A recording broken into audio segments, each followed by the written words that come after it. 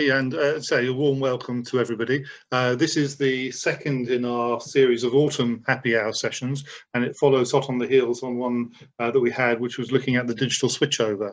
And this one, which is around assistive technology and aging well, I suppose moves from broadband to narrowband to look at both low-level sort of solutions as well as sort of the real important thing about engaging with residents. And we're joined by two fabulous speakers, really great friends of the HousingLIN, to look at a particular project that they've been working on, funded by the Stonewater Foundation. But I'm not going to go into too much detail because I know that both Vicky and Emma have got lots to share about the Invite project. So we're going to be joined by Dr. Vicky McCall, Senior Lecturer in Social Policy and Housing at the University of Stirling, and she'll let you know a little bit more about her role there. And Emma Tobin, Head of Wellbeing at Stonewater, really delighted that you can be with us at this happy hour. For those of you who don't know, all our happy hour sessions are supported by the UKRI Healthy Aging Challenge, and we really thank them for their support in looking at innovative solutions for a healthy aging population.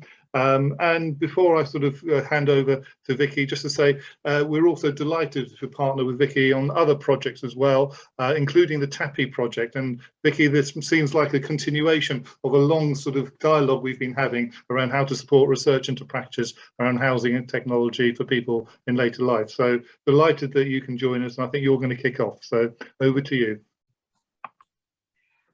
Thank you, Jeremy. Also just delighted to be here, and indeed along friends of the HousingLIN, because we have kind of dual roles in regards to here at the University of Stirling, and we teach and housing professionals on the housing studies programme here, but we're also very into research around housing and ageing. And that's kind of taken several evolutions, but one of the most recent one has been looking at promoting inclusive living via technology-enabled support with our partners, Stonewater Housing Association. And that's what we're going to hopefully tell you in a bit more detail today. And with me, helpfully presenting from Stonewater is Emma Tobin. Thanks, Vicky. Yeah, I'm Emma Tobin from Stonewater, and as Jeremy introduced, I'm Head of Wellbeing here. And essentially what that means is that I'm overseeing all of our retirement living stock across our housing association.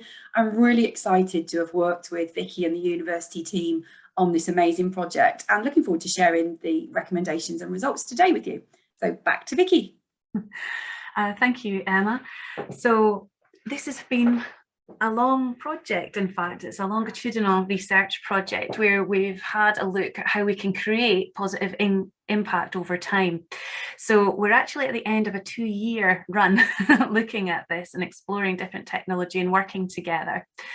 And what we hope to do today is to show you the kind of results of that investigation and give you insights to how we can improve practice around technology-enabled support. Indeed, we actually want to challenge what you all think of as technology. We want a little bit of a rethink about recategorizing it. We want to talk about those different layers that Jeremy was alluding to, about kind of high tech and low tech. And we want to give you real life examples and stories that really bring this to life for you today as well. So as we said, we are funded by the Longleigh Foundation, and we do want to thank them particularly for the funding and support they gave us as this project evolved over the COVID-19 pandemic and all the fun that entailed. And we'll give you insight into different outputs as well that's come along in this project. We started with scoping reviews, we've made practitioner guides, but we'll predominantly look at the outcomes and evidence and show you what the fieldwork came from when we co-produced technology solutions with residents in Stonewater Housing Association over a period of 6 months. And we had 4 case study sites across England, and I'm going to hand over to Emma to tell you a little bit more about those sites. Thanks, Vicky. So you'll see from the map that our spread was quite wide across the map, and actually we tried to get a range of schemes that we included in this project. And so we looked at the demographic of these sites, and so you'll see that we've got 2 sort of up north, 1 west and 1 south. We pick these schemes, really. The rationale around it was we've got a variety of things going on in each of those schemes. The setup was very different there. Some had been heavily invested in relation to what the schemes looked like, some hadn't, and we got diverse groups of residents living across those schemes. So we felt that we would capture the best from these areas moving forward through this project. And that really was the premise of picking these schemes. There was no other rationale to it than that. Absolutely. And from the 2 years, we've really got to know the sites and the staff and the residents within them. And we used this, there was over 100 residents that got involved through the 4 sites overall, because we began with coffee mornings and engagement and things like that. And we had staff workshops across Stonewater kind of out with the sites, but we really got to know the people on the ground on the sites as well, who were really central to making this project work. So we had different phases, and phase 1 was working with the staff kind of more widely. And then phase 2, we went in to do initial site visits and introductions to and do some initial resident interviews and give out different technologies. And then we went back later to see how did we get on with those technologies. We really have narrowed down in a way and simplified the co-production process in so many ways. I mean, if you really kind of go down to what we did, we turned up at the sites and we said, well, how's life treating you? What's easy? What's difficult? And just got insight into people's lives and the challenges that they had day to day. And then we matched them to a list of technology, and that technology wasn't specifically elements that were just focused on aging or older people or anything like that. This was often day-to-day technology just to solve problems that had been shared with us at the onset. And then we went back to see, okay, how did you get on? What was the impact? What changes this made in your life? So that's a quite rare thing to be able to do in regards to academic work. It's the golden chalice, as what we all want to do is see what we need to change, create the change and intervention, and then go and see what the impact of that change is. But the key to making that work was the person-led solution towards that, was to go in not with a bit of technology in mind at all, actually. In a way, this was us, we didn't say, what technology do you like, and do you like iPads, and do you like it? Nothing like that at all. It was person-led solutions, i.e. what's the problem, and do you want to try this thing that can help? And we ended up with a list of about 52 different bits of technology that we tested out across the 4 sites. And we went in, and because we knew the residents at that point and we knew the staff, it was very much co-production in regards to the solutions, and family were involved in those co-production solutions. So those technology interventions were it was led by people and led by staff and the people on the ground, as it were. And this is our range of publications that emerged in regards to that as well. So we had a scoping report first in regards to what the gaps were, and that helped us lead to some of the solutions on the technology list from that experience. And we've got web pages supporting blogs to try and just bring this alive, a series of podcasts with us, the staff and the residents.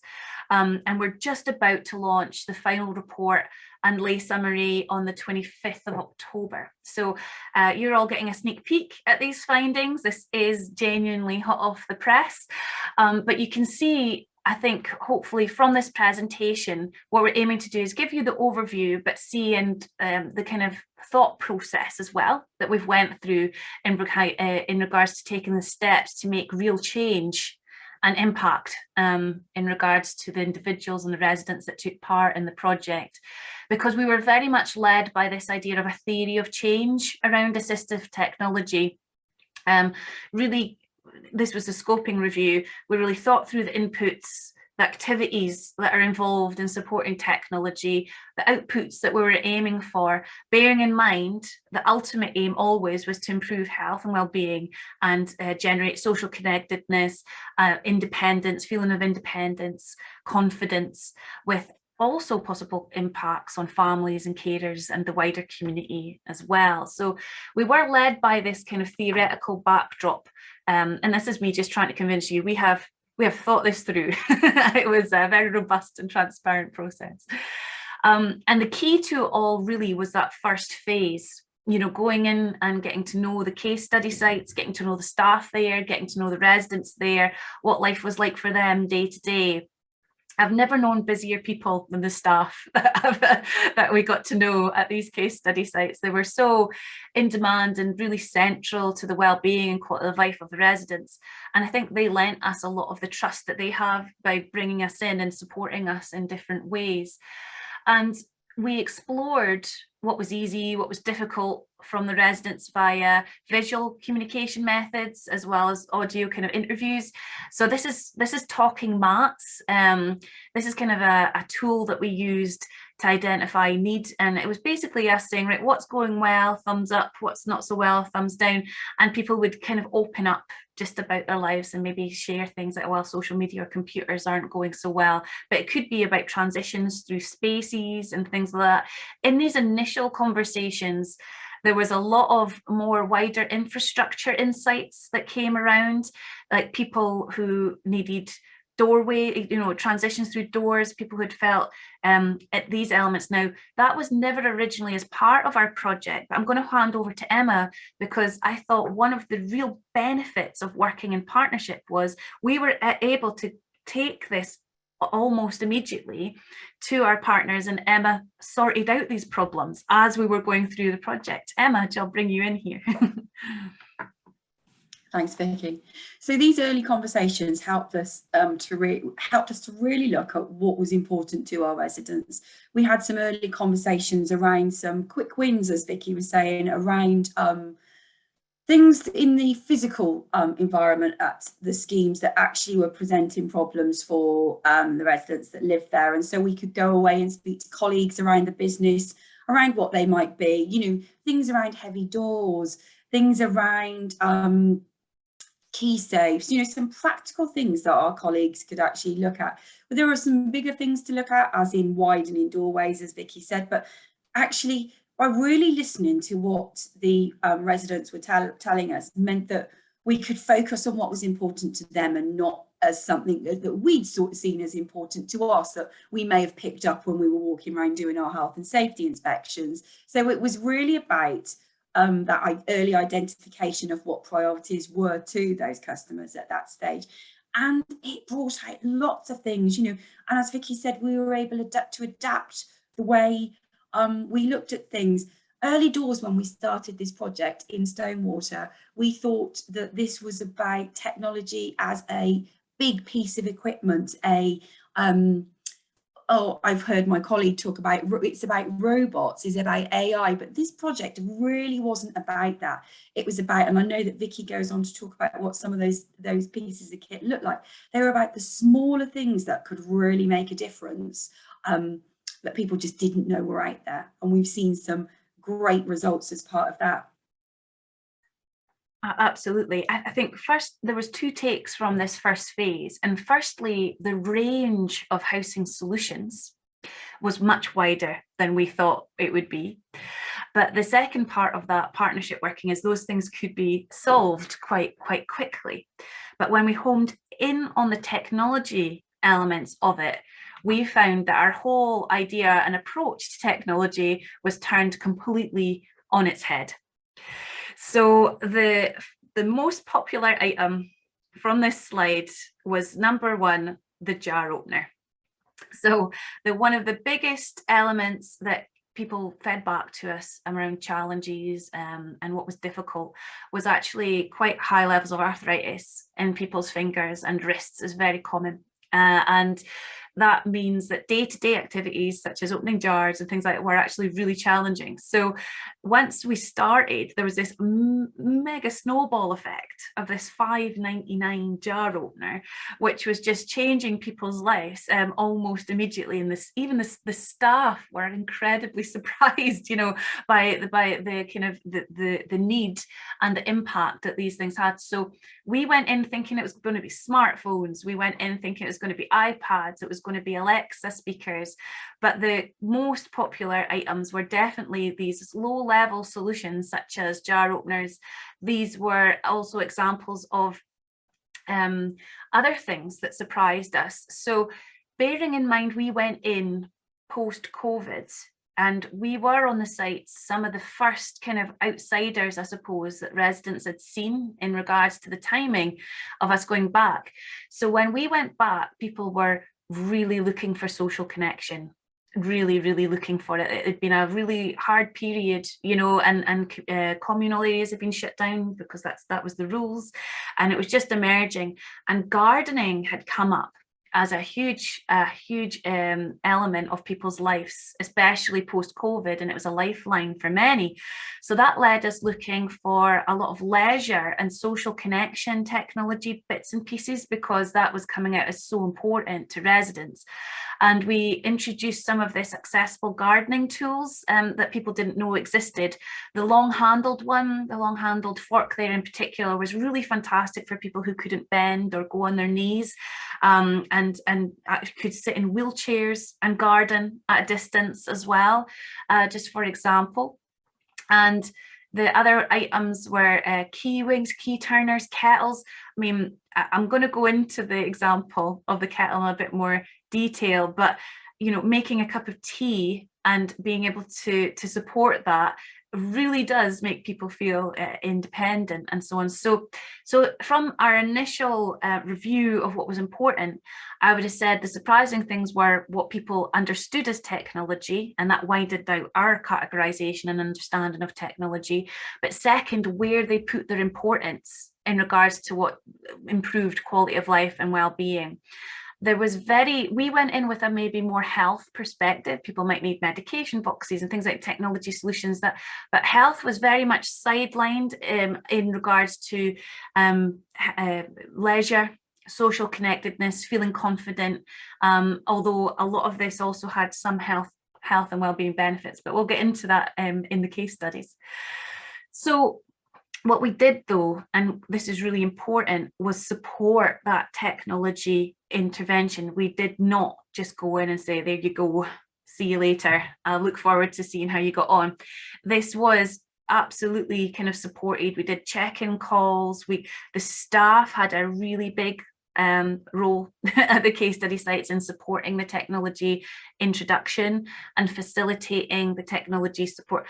And we've talked a lot about the low tech there, but we did have a lot of also success in introducing higher tech solutions such as iPads, smartphones and Alexas. We had some residents, for example, who were wheelchair users, where Alexas have become a real support in regards to even just waking up at night and hearing the time and things like that really help. But that needs support. So that what we found was that's maybe a heavier type of support and maintenance and facilitation of tech than we were perhaps expecting when we started the project.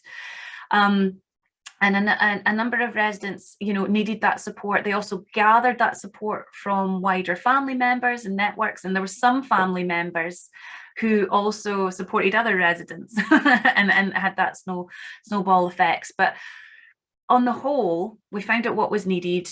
We expanded the period of which we introduced the tech to help with that facilitation as well. And we gathered impact by checking in with people and then going back and doing kind of follow-up interviews about what the impact was in regards to day to day. And that categorization element in regards to what do we see as technology was very much our first finding, and that co-production approach very much added to that. And the most popular items were Fitbits, hot water dispensers, a range of jar openers, not just one jar opener, tablets, Apple and Androids, one-button radios, especially for people with maybe memory problems and challenges, were really popular. Music, for example, what I was talking about, leisure and social connecting, was a big interest, and a lot of the tech was about facilitation of music or things that people love to do and hobbies, including gardening equipment, magnifiers, Alexas. And it shows you here, I think, that when we do person-led approaches, our whole understanding of technology can be challenged. And it was really, I can't emphasize it enough, there was not one area where one person had the same understanding of technology than the other. So there's a lot of people involved in here, and everybody brought their different approaches to it. So that's kind of what Emma was just saying. I don't know if you want to add to that, Emma. Yeah, and just to say as well that from the support that was provided for the staff on site, they were really challenged in their thinking as well. So we talked about the whole reconceptualization of technology. You know, it was quite scary for a lot of the staff that supported these projects in the very beginning, more around their understanding about co-production. And actually we really broke down some barriers around their understanding of what that actually meant. And actually, just by simply saying to them, we're just going to ask people, you know, and breaking that down for our staff that work on these sites really helped them to then realise that the conversations that having day to day are what we're talking about. And then themselves as well, when we talk about the technology, you know, that was quite scary for some of our staff on site, but actually they learnt along the way and realised that you know, by breaking down those barriers that we've just talked about, they themselves learned something as part of this project. So it was a real two-way research piece for the staff as well. And actually, I'd say that, you know, they really came into their own on this project without them being in place when we sort of stepped away and the Vicky and the team had walked away and, you know, I was away. You know, that's what really made the success of this, and, you know, encouraging people to come and see some of this stuff in the communal spaces that were there. That's what really made it a success. Absolutely.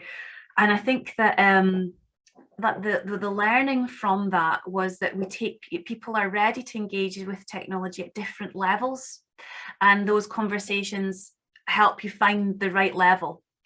So absolutely, and we couldn't have done it without the staff, to be quite honest. so they were very essential, and that what impact we made came out in the stories that we gathered in regards to the quality of data. And this is my favorite one, and I have to apologize to Emma because I've talked about this hot water dispenser ever since for about a year now, and my whole family have one of these now, every single one of them, because I just saw the impact of it was so positive.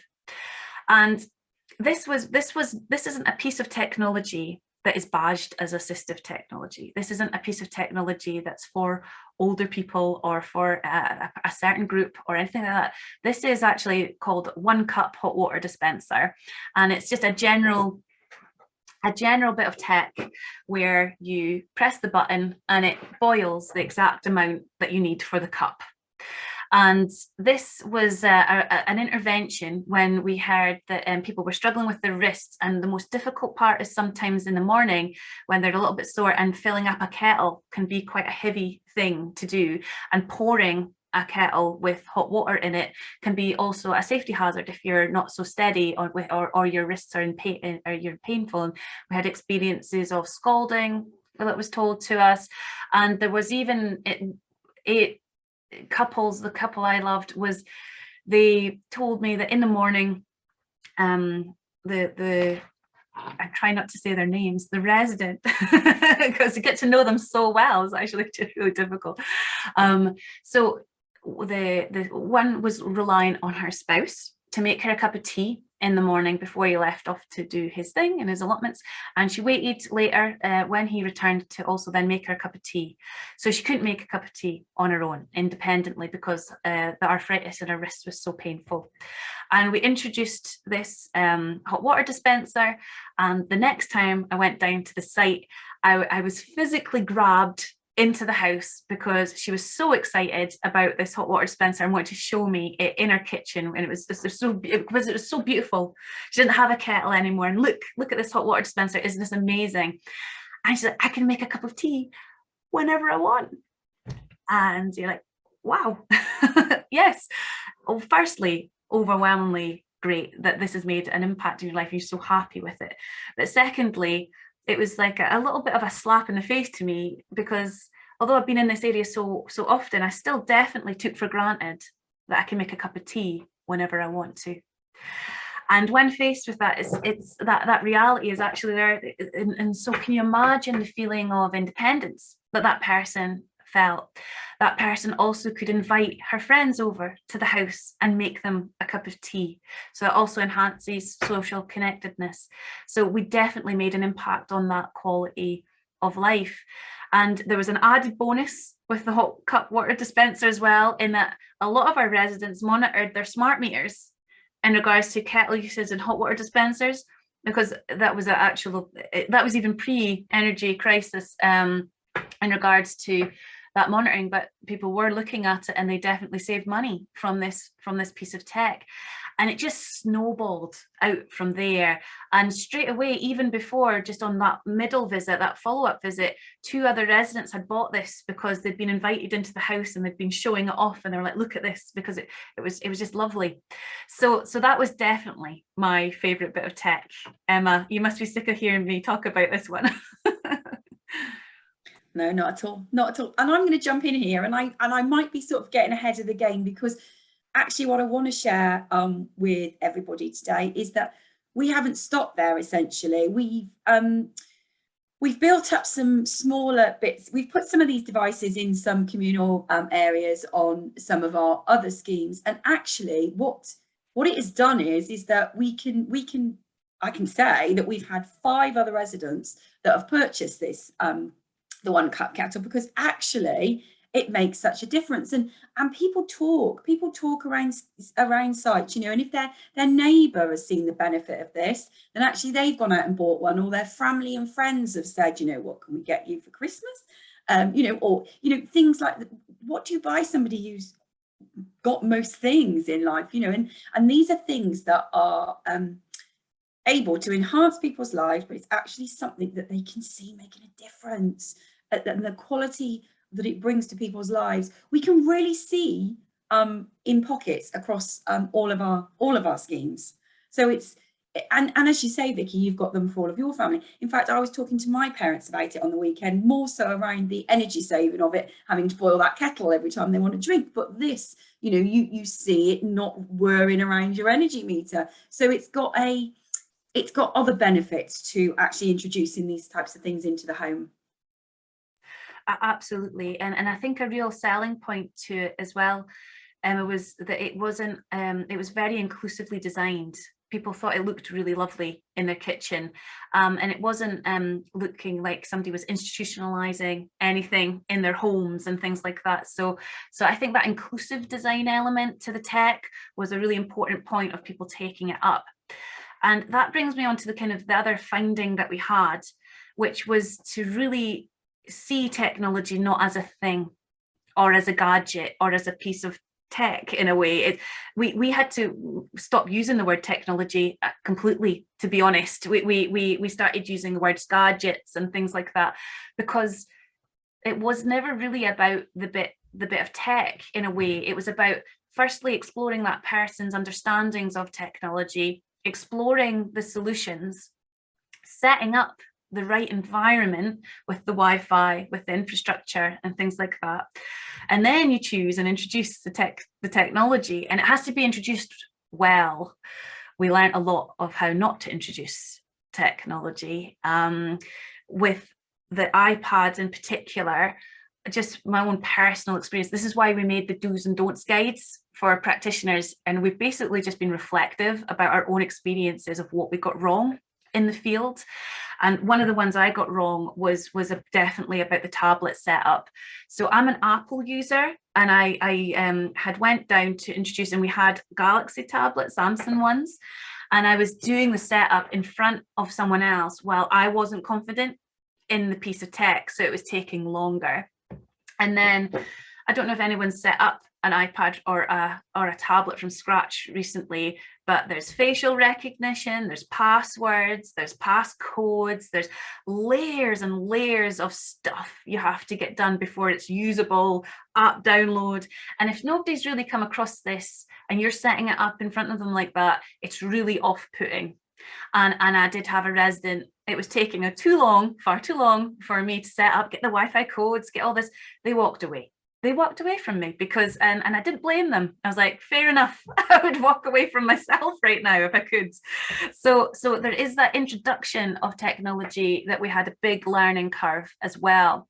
And that facilitation of ongoing support and understanding impact.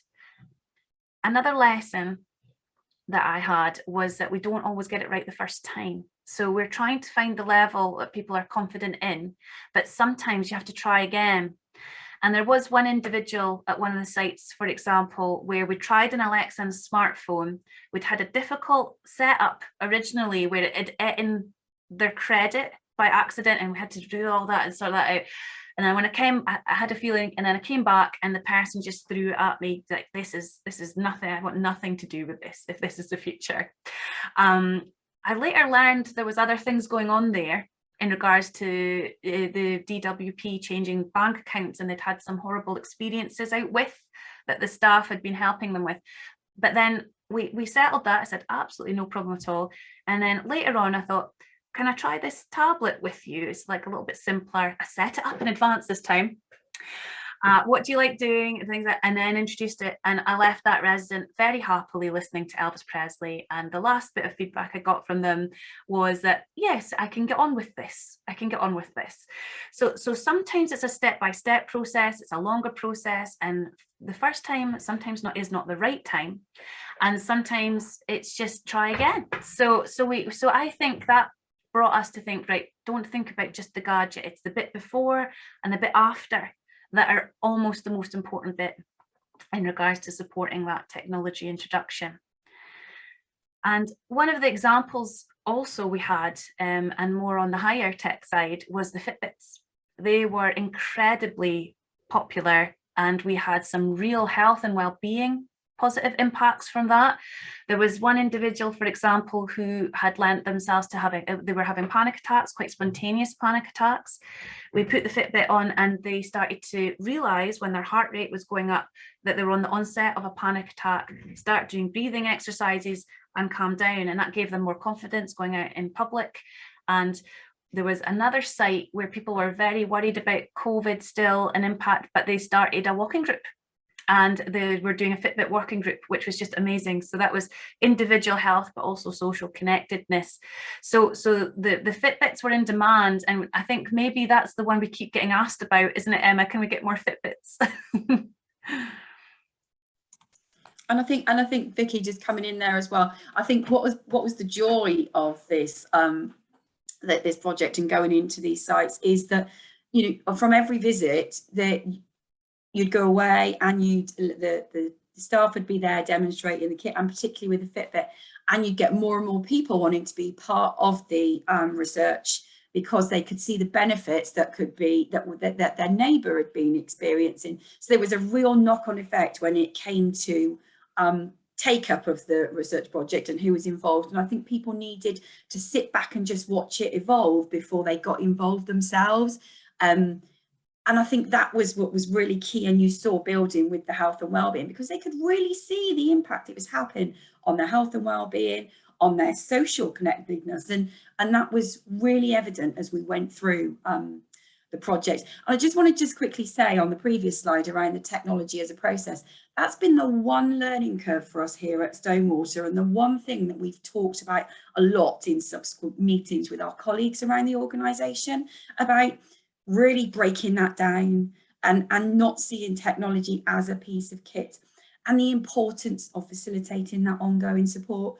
As part of this project, we were able to support customers through another project that we had going on called We Are Digital, which then actually supported those residents on the research project with classes around how to use that piece of kit, how to set themselves up with a bank account. So actually it was about linking up. The staff on site were able to link up with other things that were going on in the area that enabled them to use those gadgets and supported that facilitation. Thanks, Vicky. No, I'm glad you mentioned that, Emma, because we definitely benefited from the other support packages that Stonewater had set up kind of before we even began. And I think that we were, especially with the higher tech iPads and things like that, we weren't on hand every day to be able to help somebody go that way step by step. But some of the support services like We Are Digital that Stonewater had set up to help the residents already were able to do that. So it was very complementary and definitely reinforced that idea that, yeah, it's not about the bit of kit, it's about the support for the bit of kit is probably the most important bit. And that led us to think about how we're really just making these these are small items, small bits and pieces, small bits of kit really on the space of the wider infrastructure investment that we have in regards to technology. But it made a huge impact, you know, so do we need to reset how we're thinking about making impact and what really makes a difference in people's day-to-day lives in facilitating social connectedness, staying digitally connected, maintaining relationships, exercising control and autonomy and safety?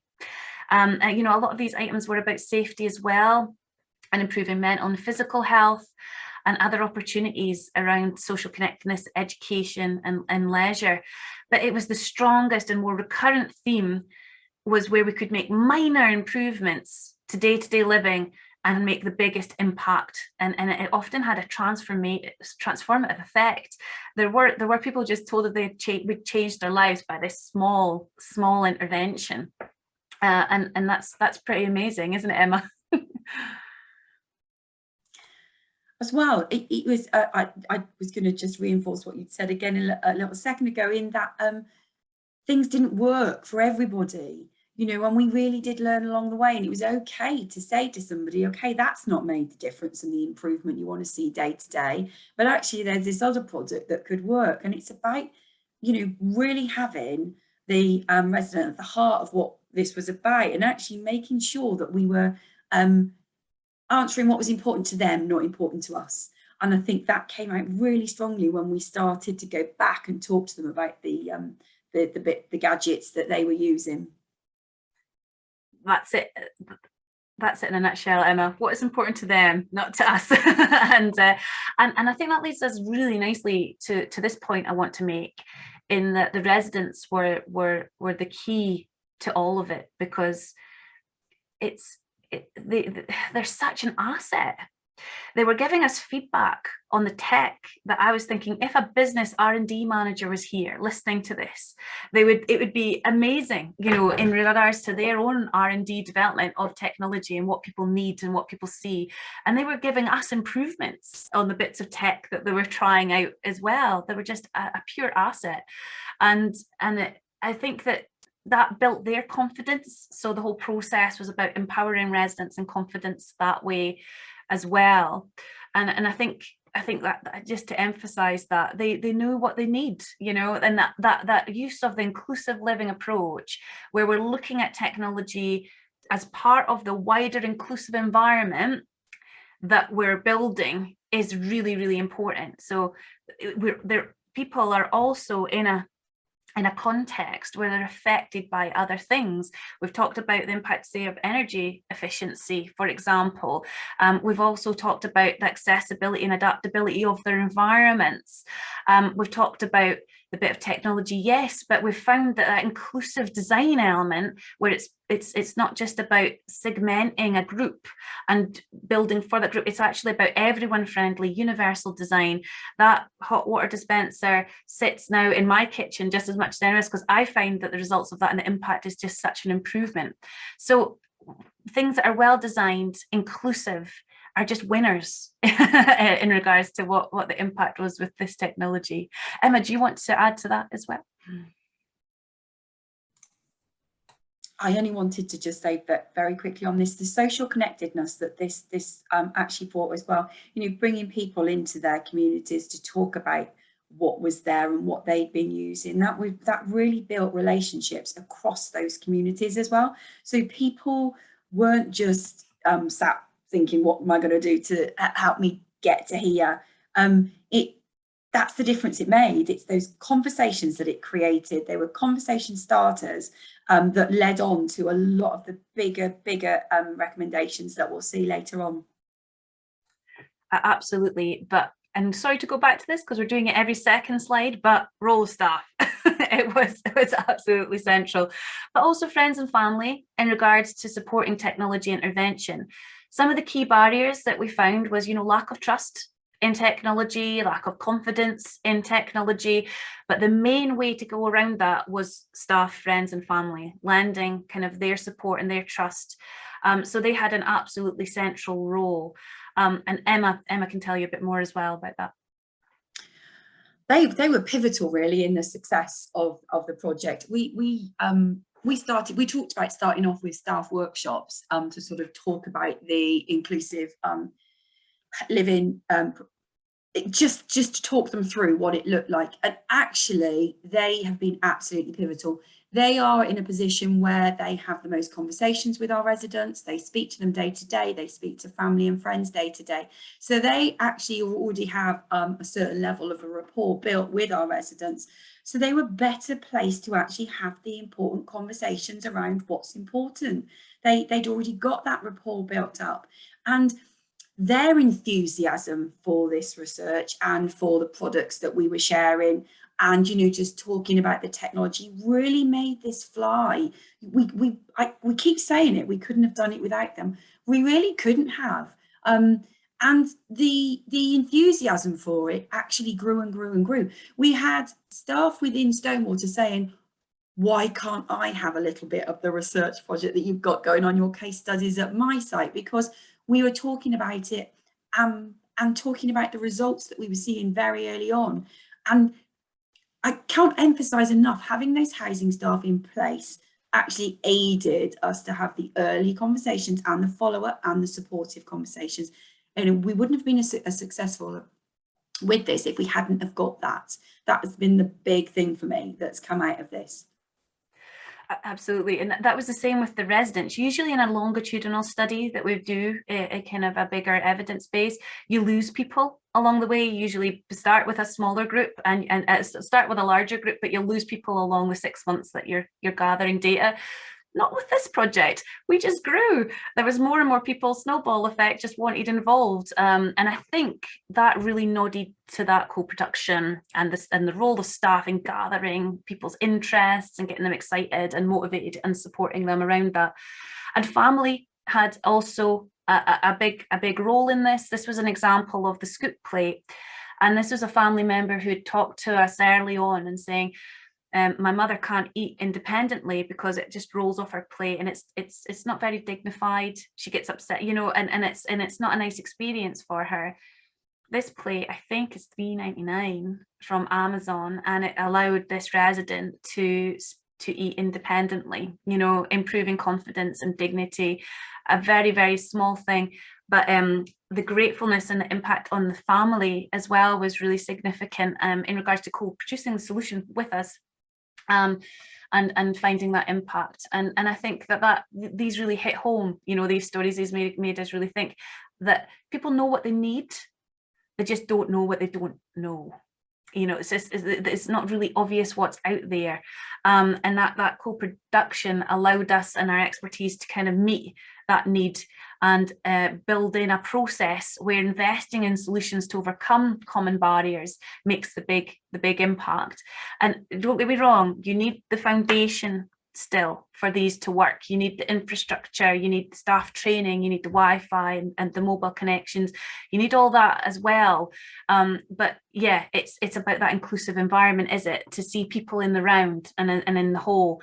But they were obviously housing solutions that were the most effective, which is really interesting. And that led us to kind of put forward a new model for housing delivery at the ground level, bearing in mind that we felt that the frontline part of that delivery was where the magic was happening, and that's where that intervention was important. And we thought, what if a housing provider made a package of support that could actually lead to these social connectedness, the well-being, these positive outcomes of quality of life. And we think it needs a bit of all of this to work. We need information and advice hubs for staff and residents. We need staff training on co-production and technology interventions. We need to work with our partners, such as occupational therapy, social work and health partners, because some of these solutions are varied, but might need partnership working. Where we know it works well is where there's good partnership working between occupational health, maybe secondments into housing organisations to build the confidence of staff in the technical interventions that are available and what's out there. Mechanisms for facilitating grant technologies would be a real winner. That's our maybe big ask. And we call it, what if all housing providers had a bits and bobs fund that people could actually access these solutions really quickly. And I'm going to bring Emma in here as well, because there's this systems difference. We mapped how long it would take to get a piece of kit such as a cushion raiser or a furniture raiser, which is just a block. It's a block of wood that you put under people's seats to raise the height so they can stand up more easily. And we had an example of that, and we introduced that, and it enabled an individual at one of the sites to stand up independently when before she couldn't. So big change, you could do that straight away. But we mapped out what would happen if we asked that and referred that to social work, and it would be something between a 12 to 15 week process, not guaranteed that solution would be given or offered as well. And what does that cost in bureaucracy? What does that cost in staff time and so on? When this way we're just give them it, bits and bobs on. Emma, come in, as you can give a bit more insight to that. And yeah, I mean, Stonewater, we're a national organisation, and so we know that waiting lists for referrals vary across the country. And so, we've got different timescales around it. But I mean, we call it bits and bobs, but essentially it's a fund that we could access within our own internal organisation to actually purchase these items quite quickly. And it's more about for us as an organisation, a policy change around how we can quickly access those funds if we had them in place to access the small things, so we didn't have to wait for a referral. And I mean, as I say, the length of time across the country completely varies, and as you say, from 12 weeks up. And if we just had our internal processes in place where we could source and find these smaller bits, it would cut down and sort of improve health and well-being and independence quite quickly. But it would take a policy change within our organisations. But we can challenge some of that thinking as part of this project because we've got the results that sit behind it. Absolutely, and that would be a part of the bigger picture in regards to what also, if you asked all staff that were coming to an organisation for technology skills and things like that, and you could filter those in that support mechanism, what about tech skills sessions for residents, families, friends? And there's no getting around it. Some of that needs to be face-to-face. Also, the demonstrator kits that Emma was talking about earlier, actually filtering into communal areas, bits of this tech so people can feel it, can try it, can see it in reality, and that snowballs out. As well as that, strategic investment in support and infrastructure. What about recycling items as well? Those bits and pieces that we couldn't make work with one person, we managed to get that working with another. There are kind of ways around that, and sometimes people are done with a bit of kit. They can get, if we had a recycling system, I think that could be a really good way as well of sharing tech and using volunteering policies, digital champions. Something I didn't get into was the peer support that sprung up, from the case study sites as well, and utilizing that. So we actually do have a very detailed list of recommendations, recommendations. And you can read them in a report, I think, when we launch it. But I think we've run out of time here. And I can see there's a few questions. So I'm quite keen to hear what people are thinking and questions and think of this model, our emerging model, as it were. Emma, do you want to have any finished thoughts as well? I don't, only than to say that, we're looking really how we start talking to people more about this, how we embed some of these things. And actually, you know, we're open to learn, aren't we? We're open to learn from other organisations that may have tried and tested some of these things, or, you know, to hear people's thoughts around it. And I think that's the essence of part of today as well, is just to hear what people think. Yeah.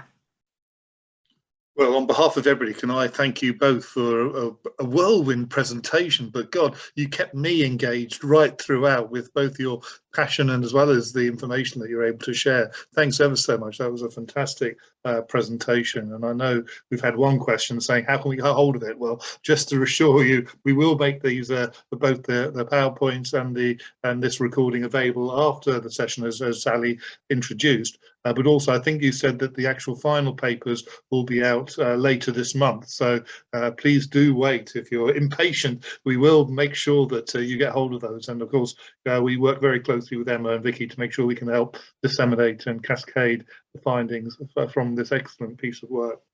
So I don't know whether you both had a chance just to have a little glance at some of those questions, but I wanted to really give us a fair opportunity to go through them, because there's some really good ones that pick up both from a policy and practice, but also from the reality of what it's like for my mother, your aunt, etc. So if we can just sort of start off sort of going through the list. Julian sort of rates has an observation there. The one cup kettle didn't work for his mother-in-law, which also showed that personalisation is the real key point. And I think you know, tech works, the bits and bobs work. Sometimes they don't work. Have you got any sort of thoughts about that? Not necessarily about Julian's mother-in-law, but around, you know, how to address issues. It sounds like that co-production and that involvement right at the outset is critical. Go on. I only wanted to add really that you know, what was critical is that knowing that not everything's going to work for everybody, and that is that personalisation. And actually, it's accepting early on that, you know, we're going to go back, we're going to talk to people, and that's not quite worked. And I know that Vicky and the guys from the university were taking calls all the time from people saying that this isn't quite working. You know, this hasn't worked for me. And Vicky used the example around the tablet, and actually, it's accepting that not everything is going to be right for everybody, and actually there are other solutions out there, and we found other solutions. You know, we had a tippy kettle as part of the research, and I know that those were popular. There were other things out there that we used. Sorry, Vicky, I jumped right in. No, I think I was going to just make a very similar point, to be honest. And I think that's why we recommended two things. One, the recycling system. So if somebody tries something, pop it back, try another thing, and the demonstrator kits. Because when we went back the second time, we not only gave people individualized solutions and bits of tech, but we took down what we called a communal pile of things and solutions that we thought people could use or try if they'd seen it in the first place. Those who were a little bit reluctant and resistant. People have, and that wasn't just people who were reluctant around tech. I had individuals who were very tech savvy, and I did initial interviews with them that they had Alexas, they had smartphones, Fitbits, the whole lot. So they're like, I don't need anything you can offer me. And then when I went back down though with this range, they looked around and was like, oh, what's this jar opener? Actually, I'll test this for you, Vicky. I'll just try it out for you and give you feedback, because I know you're looking for a little bit of feedback. And then he was completely converted, and he's like, I just thought this was all for older people, but this is actually completely helpful. And I didn't know what you were doing with the tech, but this has been brilliant. So I think, Julian, the idea is, find the solution to the level and personalize that as much as you can, but try different things. And it was nice to see us reduce or increase the staff confidence in that. It's like, it's okay, if it doesn't work, let's try something else. And that's why that kind of versatility, flexibility is going to be an important part of it. Martin asked a couple of questions, and his first question is really around attractive universal design and the acceptability of it. And interestingly, Vicky, I think you in particular talked about inclusive design, and often inclusive design, universal design are seen together. But he actually is it more than AT just being functional? So it's actually, you know, the aesthetic of it, the look, etc. So any thoughts from either of you on that? Will I go in first? Absolutely. Absolutely. So there's no getting around the fact that some assistive technology is institutional looking, and often solutions are the cheapest form because, you know, resources, etc. But that is part of its challenge, because then people don't want things in their home that give this red flag to say, I am really old and I cannot cope. So those elements, such as the hot water dispenser, but even the jar opener was really nicely designed. Those were really attractive options. And it's also the way you sell it. So there was other things such as magnifiers that we had, which had lights, and often those are badged as assistive tech for people with visual impairment. I think I didn't sell it. I said, look at this for your hobbies. Alison, I know that you are a great crochet. Do you think this would help you with your hobby? And she's like, oh, I'll try that. It's about not badging things as for older people or people who can't cope. That is really resisted against. And we had some items such as the handles for in the shower that were resisted against. Some had negative feedback. So anything that looks institutional was not great. Inclusive design was definitely the winner. Great. Emma, do you have any thoughts? I was only going to add very, very quickly, and that we're starting to think about those demonstrator kits in wider settings as well, so people can see. So they're not just a conversation piece. They can handle them. They can see them. They can see that they are not that. That's all I was going to add. Yeah. That's a really important point. And so more broadly, what I really liked about both your sort of contributions in this presentation was how much the sort of the TAPPI design principles that we've been trying to articulate through the Dunhill model has really sort of come to the fore here. So you know, that was really welcoming. Again, you talked about inclusivity, you talked about adaptability, accessibility, co-production, etc. You know, so very, very much aligned to things that we're really trying to take forward. So the lessons from your project, I really hope will be pivotal in taking some of the TAPPI work forward too. Rob asked the question. I'm sorry, he's asked two questions. I've just lost it. I think somebody else has just posted something in. His particular question was: is there a danger that people only want to try what they're familiar with, so they don't know what they don't know? What experience do you have helping people overcome their natural bias, so they can see the benefits of unfamiliar devices such as digital solutions? Yes, it's a good question, because absolutely people flock to the things that they know of or and don't. So I think there was two solutions we employed to that.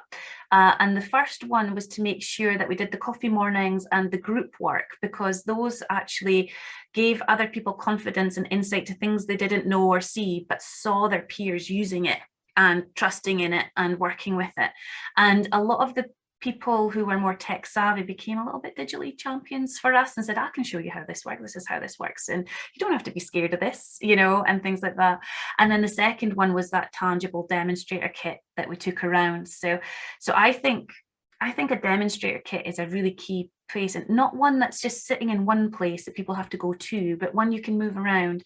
And I think when the solutions come out from the staff and the residents going forward, and they learn more and try more things, it should be a kind of rolling program of adding to this demonstrator kit, because we've not came with all the solutions end of. There's absolutely more to develop. Well, it does seem that, you know, that so we're moving from the trusted assessor to the person with lived experience being able to explain and share what they found worked best for them as well. And again, I think that's something that Emma picked up in her presentation. I wanted to move on to Dave. Hi, Dave. Good to hear from you, and Neil, because I think they're talking about different types of audiences, because this has very much been work with housing associations and residents in forms of retirement living. And I think Dave is sort of asking about, can this be rolled out to people in ordinary housing? In other words, people in not in supported or sheltered or specialist housing. And Neil likewise thinks about, you know, his mum and other people who might be thinking about it in terms of care home and nursing home, so slightly more care orientated accommodation. And any thoughts on either of their questions if you've had a chance to look at them? Do you want me to go first, Emma? So I suppose the academic caveat to this is this was a study in a certain setting. So we do have to be careful when we generalize. We can't really do that. We have to be careful, but there are thematic consistencies that I would say in regards to the findings that we could think about in other housing settings. And I have done research with owner occupiers and also private rented sector, and we've been involved with other work lately with the Housing Evidence Centre and looking with adaptations with Age Scotland up here as well across tenure. And I don't think there's anything in these findings that would be controversial across tenure at all. I think the added benefit was the staff on site when needed. That would be the kind of main mechanism of difference. But there are other models where you could set up such support for other types of housing in different settings. And that would include some of the things I think Naomi highlights around home care as well. So it's about care and support at home. Sorry, Emma, I may have cut across you there. Okay. I think when you were talking near the end, Vicky, you highlighted sort of different types of sort of you had a sort of a virtuous circle of different points related to types of outcomes that can be delivered, and one of those was about engaging with occupational therapy. And with somebody who works in the sector as an occupational therapist around equipment adaptations, and I think he or she is talking about it's really important that OTs are more recognised within this sector, but also across that integrated piece. Did you engage with OTs? Was that something that came through already? I know you do already as a university, and we got links with Jill and others in Scotland. So any other thoughts on the role of OTs from either of you? So Emma might have much more service insight to this, but I have to admit I love OTs, and I understand the important role that they have in the housing sector, and my main wish is that we work with OTs much more systematically and much more integrated in regards to housing, social work and health provision, because in my experience, although I didn't speak to OTs in this project, but we got third-hand accounts from residents and staff and so on about the experiences. But in other work that I've done, it's been when there has been good partnership working between OTs and housing and social work is where waiting lists are lower, better outcomes for in-person led solutions. That partnership model with OTs, I'm a big fan of. Oh, thanks for coming on. Emma, do you have any sort of experience working with OTs? I was just going to say, me too. Sorry, just bear with me a second. Me too.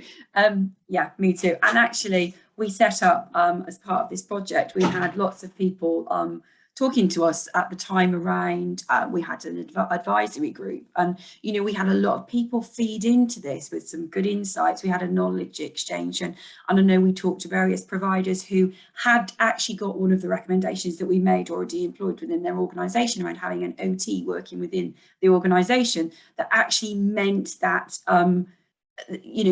even perceived barriers could be broken down, because actually there's a lot to be gained by working together. But I know that our resource is finite. We need to just look at how we can build those relationships so we can make some of these things happen. Sorry, I'm losing my voice. Yeah, no, it's all right. And, I think just to add to what you were saying is we in the LIN also love the work of the OTs. And some of you may be aware that with the Royal College of OTs, we updated the minor adaptations without delay report. So it's now called adaptations with delay. Again, there's some really good examples of that, both in terms of engaging with households, but also co-producing solutions, including the utilisation of technology. And that sort of links me to the next question, which is around the Bits and Bobs Fund. I think some people really like this idea. And I'm just wondering whether, picking up on another of the questions, do you have any plans for sharing those findings beyond housing associations and the housing community, so that local authorities are more familiar with this type of approach around what you're thinking in terms of bits and bobs? Can I just add in about the Bits and Bobs Fund? We were really fortunate at Stonewater that actually, as part of this research project, we sort of, it's been a 2-year research project, and we sort of recognised sort of 12 months in that it'd be really useful to have what we call a Bits and Bobs Fund. And it came out of some conversations that we had with our advisory group that actually this would be a good thing. And so we were fortunate that we were able to actually go into Stonewater and sort of from a financial perspective and say, actually having this fund would really help accelerate some of the findings that early findings that we're seeing with the research project. I know that's not an easy conversation that it will be easy for people to have within their own organisations, but I think actually once you start looking at the findings and the differences that can be made, you've got something to present to your finance teams, to your exec teams around what the importance is around them. Sorry, Vicky, I'll hand over. No, that was perfect, and I think it's interesting to see, because of the partnership that we've built, how Stonewater does the internal communications and selling, and to take change policy and strategy in an internal organisational environment. But I think we've also just concluded anybody who wants to listen to us, we are going to rock up and talk to them. So yeah, absolutely. We want, at the moment, the housing sector has been our main audience. We will admit that, because it's been kind of a housing focused study. But there are wider strategic recommendations that we have, and we've already been invited to talk to certain UK government departments about this as well. So absolutely, we want to make an impact at national and local authority level. And I know that people signing up to join us for this happy hour come from a number of local authority, government, operator, and groups of older adults as well. So we've got a broad church here today, and I'm sure you will have struck a chord with many of them. But I was also particularly interested in a question that Lee raised. They're working in rough sleeping, and there's an understanding that actually a lot of the clients there are also socially excluded and marginalised, and saw the crossover about tech. Have you done work around that sort of community as well? I'm afraid not. I'm afraid not. That's a gap in knowledge. That is for sure. I do know from my working with the student, teaching all the housing providers across the UK and things, there was some good things done during COVID in regards to opening up some smartphones and technology and getting people more digitally connected who were very excluded in the pandemic. But I've not seen any research on that. I would like to, though. Yeah, I think the only work I can think of off the top of my head, I think it's called the HEARTH project, HEARTH, which King's College London did. Again, I think that was the National Institute for Health Research funded project. That predates COVID, but there may be some early findings from that which may be relevant, and perhaps we can dig that out and share that at a later date. There's another question from Rob I saw earlier, which was really about understanding that return on investment and issues about sort of thinking about this in terms of where there's no funding to alleviate loneliness. How can you demonstrate the business benefits as well as the human benefits? Is that something that you can sort of illuminate on? It's always a question, isn't it? Comes back to how do you pay for it in the budgets. Yeah.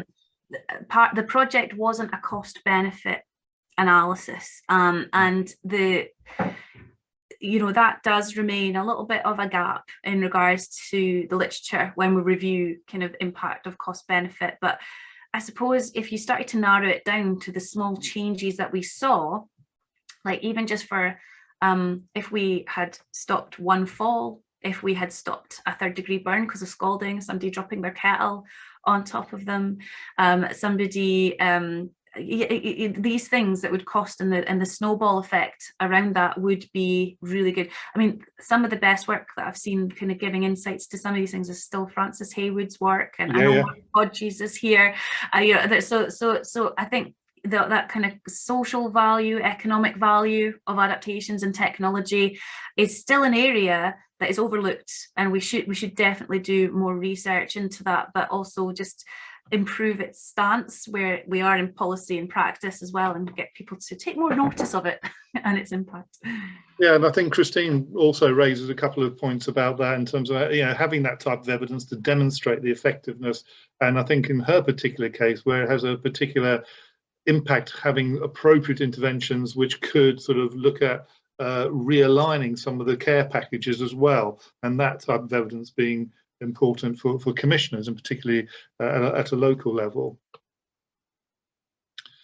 I think we've sort of gone through a number of the questions. I just wanted to sort of end by saying, are there any final points that both of you want to make before we draw this session to a close?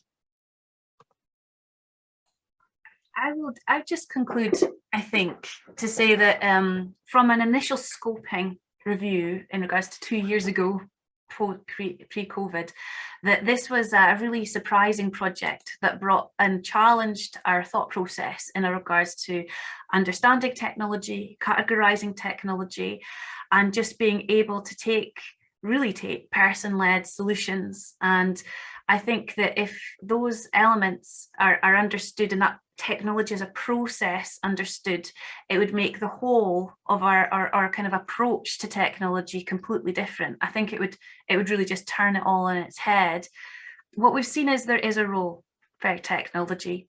There is a role for housing providers in providing that support around technology, but what we don't have is a real investment in that.